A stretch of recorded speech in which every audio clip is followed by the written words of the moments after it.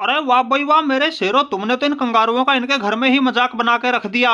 जिस पिच पर जायसवाल कोहली शतक ठोक गए, नीतीश रेड्डी लंबे लंबे चौके छक्के लगा रहा था। अरे 100 बात की एक बात, कोई कंगारू हमारे खिलाड़ी का विकेट ही नहीं ले पा रहा था। उसी पिच पर तुमने ये कंगारू खेलना ही भुला दिए, 12 रन पर ही इनके 3 विकेट चटका दिए। अरे वाह भाई वाह, बुमराह जवाब नहीं, तुमरा मानना पड़ेगा भाई तुम्हारी कप्तानी को।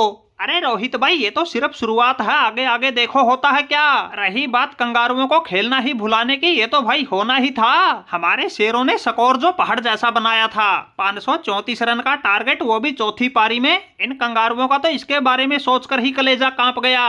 पहले हमारे बल्लेबाजों ने इनको लगातार 2 दिन फील्डिंग करवा के थकाया, फिर मैंने और डीएसपी साहब ने आते ही गेंदबाजी में ऐसा कहर बरपाया, इनको इनके घर में ही रुलाया। आज तीसरे दिन के आखिरी पलों में इस पारी की हमने 5वें ओवर की 2 ही गेंद फेंकी थी।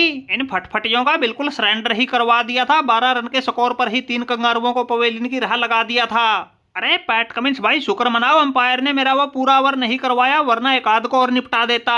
अरे बुमराह भाई, बेशर्मी की भी हद होती है। तुमने ऑस्ट्रेलिया में आके पूरी ऑस्ट्रेलिया के टांके तोड़ के रख दिए, लेकिन मलाल अब भी रह गया। भाई खेल का तीसरा ही दिन था, 2 दिन अभी भी बाकी है, लेकिन तुम तो आज ही निपटाने पर उतारू हो रखे थे। तुमने हमारे नाथन मैक्समिनी का खाता नहीं खुलने दिया, फिर नाइट वॉचमैन बन के मैं आया था, तुम्हारे सिराज ने 2.5 का आंकड़ा मुझे भी नहीं छूने दिया।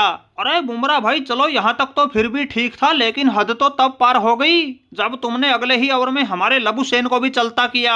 भाई किस बात का गुस्सा है, हमें बताओ तो सही। कोई खातिरदारी में कमी रह गई हो, किसी ने उल्टा सीधा कह दिया हो, हमें बता दो भाई, हम करेंगे तुम्हारी समस्या का समाधान।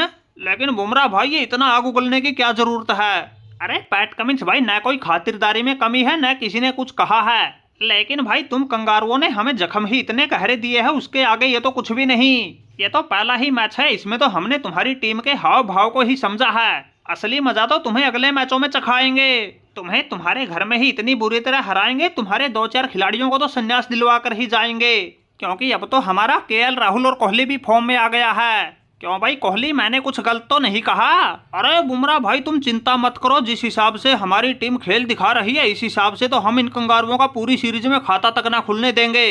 अब ये पहला मैच तो हम बड़ी आसानी से एक तरफे अंदाज में जीत ही जाएंगे, फिर अगले मैच में हमारे तूफानी शेर रोहित शर्मा भी आ जाएंगे, फिर तो हम इन कंगारुओं को इनके घर में ही ऐसा पानी पिलाएंगे, ये भूलकर भी हमें अपने घर में नहीं बुलाएंगे।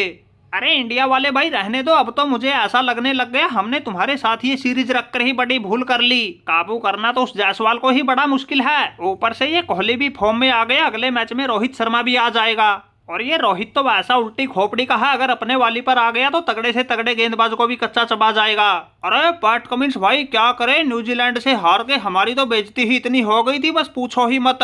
अब तुम्हारा बाजा बजेगा तो तब कहीं जाकर हमारे कलेजे को ठंडक मिलेगी। बुमराह भाई बिल्कुल ठीक कह रहे थे, ये तो तुम शुक्र मनाओ अंपायर ने थोड़ा जल्दी खेल रुकवा दिया।